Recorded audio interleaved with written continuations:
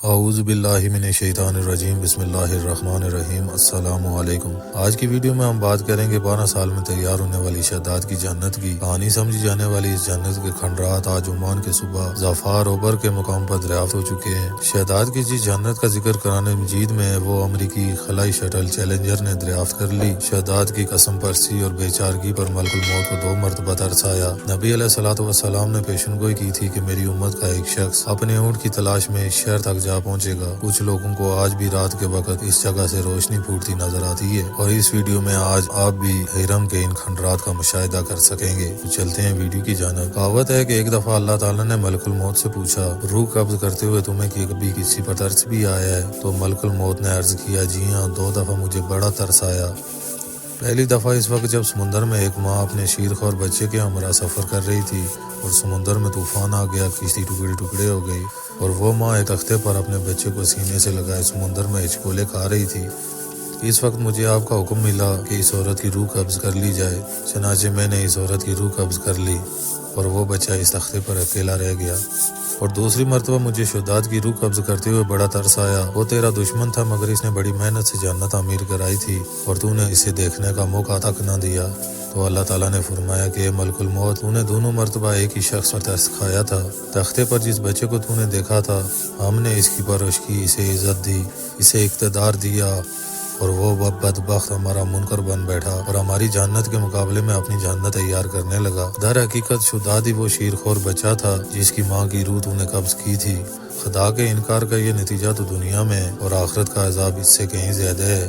اس قوم کے تذکرے کو کہانی سمجھا جاتا تھا، مگر اس صدی میں اس شہر کے آثار برآمد ہوئے جو الرابع الخالی کے اس حصے میں ہے جو آج کل عمان میں شامل ہے۔ اس کے آثار 1984 میں خلائی شٹل چیلنجر کی مدد سے دریافت کیے گئے۔ یہ شہر 3000 سال قبل مسیح سے لے کر پہلی صدی عیسوی تک اونٹوں کی اس کاروانی راستے پر آباد تھا جہاں سے ہند، عرب اور یورپ تک تجارت کی جاتی تھی، اور یہ اپنے زمانے کا ایک تجارتی مرکز تھا۔ روایت ہے کہ یہ شہر عظیم طوفان سے تباہ ہوا۔ اسے 1000 ستونوں کا شہر کہا جاتا ہے۔ اس کے ستون بہت اونچے تھے۔ وہ جنت جس کا ذکر قرآن مجید کی اس آیات میں ارم ذات العماد، ارم کے ستونوں والے، ان لوگوں کا تعلق عاد سے تھا۔ وہ ارم نام کی بستی کے رہنے والے تھے۔ وہ بستی بڑے بڑے ستونوں والی تھی۔ عماد جمع ہے عمد کی، اور عمد کے معنی ستونوں کے ہیں۔ عاد کے نام سے 2 قومیں گزری ہیں، ایک کو عاد قدیمہ یا عاد ارم کہتے ہیں۔ یہ عاد بن اوف بن ارم بن سام بن نو کی اولاد میں سے تھے۔ ان کے دادا کی طرف منسوب کر کے ان کو عاد ارم بھی کہا جاتا ہے۔ اپنے شہر کا نام بھی انہوں نے اپنے دادا کے نام پر رکھا تھا۔ ان کا وطن عدن سے منتسل تھا۔ ان کی طرف حضرت ہود مبعوث کیے گئے تھے، لیکن قوم عاد کی بدعمالیوں کے سبب انہیں تباہ کر دیا گیا، تو حضرت ہود حضر موت کی طرف ہجرت کر گئے اور ان کی رہائش اقاف کے علاقے میں تھی۔ حضرت ہود علیہ السلام وفات تک یہیں پر تھے۔ اقاف میں بسنے والی اس قوم نے بہت ترقی کی۔ یہ لوگ طاقت اور قوت کے بل بوتے پر پورے یمن پر قابض ہو گئے۔ 2 بادشاہ خاص طور پر ان میں بہت جاہ و جلال والے ہوئے۔ وہ دونوں بھائی تھے، ایک کا نام شدید تھا جو بڑا تھا، اور دوسرے کا نام شدہ تھا جو اس کے بعد نشین ہوا۔ یہ دونوں وسیع علاقے پر قابض ہو گئے اور بے شمار لشکر اور خزانے انہوں نے جمع کر لیے۔ شہداد کے بارے میں مختلف روایات ہیں۔ ایک تو یہ کہ اس کی ماں جس جہاز میں سوار تھی وہ طوفان میں ڈوب گیا تھا اور یہ لکڑی کے تختے پر ترتا ہوا کنارے پر جا لگا جہاں ایک مہتر نے اس کو پال پوس کر بڑا کیا۔ یہ اتنا مالدار کیسے بنا، یہ ایک الگ کہانی ہے۔ دوسری روایت یہ ہے کہ یہ عاد کا بیٹا تھا۔ عاد کے 2 بیٹے تھے، شدید اور شداد۔ حضرت ہود علیہ السلام قوم عاد پر ہی مبعوث ہوئے تھے۔ شداد اپنے بھائی کے بعد بادشاہ بنا۔ اس نے اتنی دولت اور طاقت جمع کر لی کہ اس کے مقابلے میں کوئی دوسرا نہ تھا۔ اسی تسلط اور غلبے نے اس کو اتنا مغرور اور متکبر کر دیا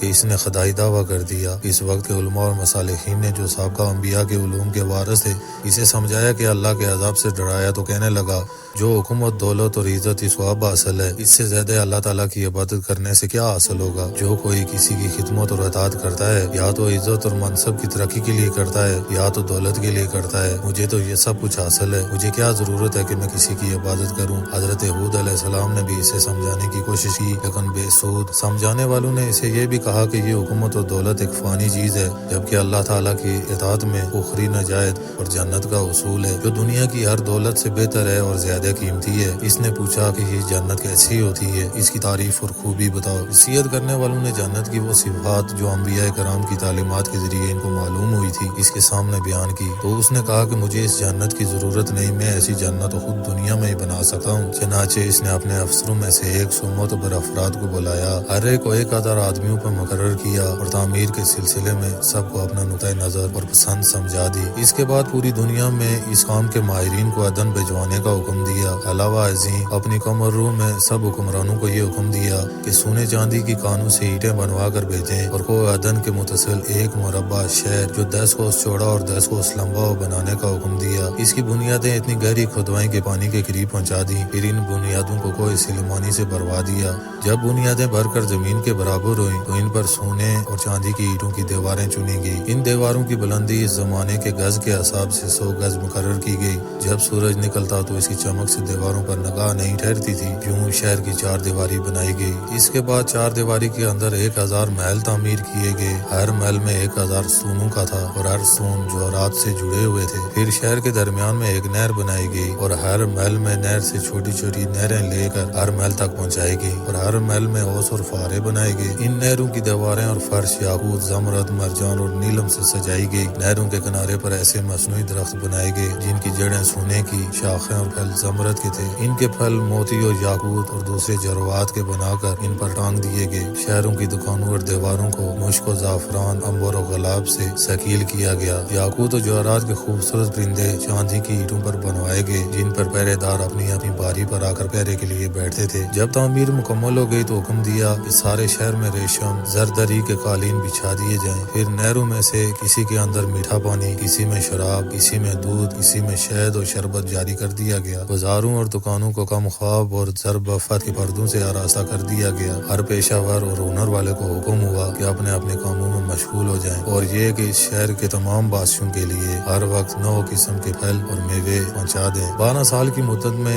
یہ شہر جب اپنی سجاوٹ کے ساتھ تیار ہو گیا تو تمام عمرا و ارکان دولت کو حکم دیا کہ سب اسی میں آباد ہو جائیں۔ پھر شداد خود اپنے لاؤ لشکر کے ہمراہ انتہائی تکبر اور غرور کے ساتھ اس شہر کی طرف روانہ ہوا اور بعض علماء اور مصالحین کو بھی ساتھ لیا، اور راستے میں ان سے مذاق کرتے ہوئے ان سے کہتا رہا کہ ایسی جنت کے لیے تم مجھے کسی اور کے آگے جھکنے اور ذلیل ہونے کا کہہ رہے تھے۔ میری قدرت اور دولت تم نے دیکھ لی۔ جب قریب پہنچا تو تمام شہر والے اس کے استقبال کے لیے دروازے کے باہر آ گئے اور اس پر زر و جوار نچھاور کرنے لگے۔ اسی ناز و ادا سے چلتے ہوئے جب شہر کے دروازے پر پہنچا تو روایت ہے کہ ابھی اس نے گھوڑے کی رکاب سے ایک پاؤں نکال کر دروازے کی چوکھٹ پر رکھا ہی تھا کہ اس نے وہاں پہلے سے ایک اجنبی شخص کھڑے ہوئے دیکھا۔ اس سے پوچھا کہ تو کون ہے؟ اس نے کہا کہ میں ملک الموت ہوں۔ پوچھا کیوں آئے ہو؟ اس نے کہا تیری جان لینے۔ شداد نے کہا کہ مجھے اتنی مہلت دے کہ میں اپنی جنت کو دیکھ لوں۔ جواب ملا مجھے حکم نہیں۔ کہا چلو اتنی ہی فرصت دے دو کہ گھوڑے سے نیچے اتراؤں۔ جواب ملا اس کی بھی اجازت نہیں۔ چنانچہ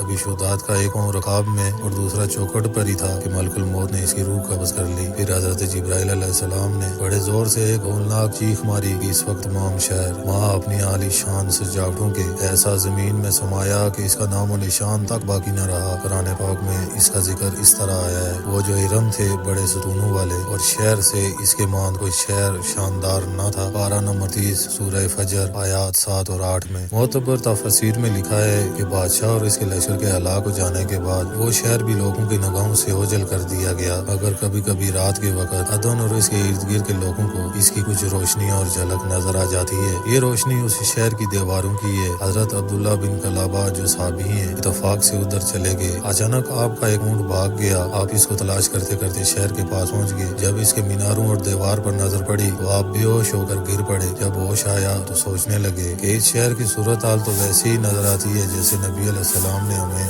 شداد کی جنت کے بارے میں بیان فرمائی تھی۔ یہ میں خواب تو نہیں دیکھ رہا ہوں، اس کا کسی حقیقت سے بھی کوئی تعلق ہے۔ اسی کیفیت میں اٹھ کر وہ شہر کے اندر گئے اور اس کے اندر نہریں اور درخت بھی دیکھی، لیکن وہاں کوئی انسان نہیں تھا۔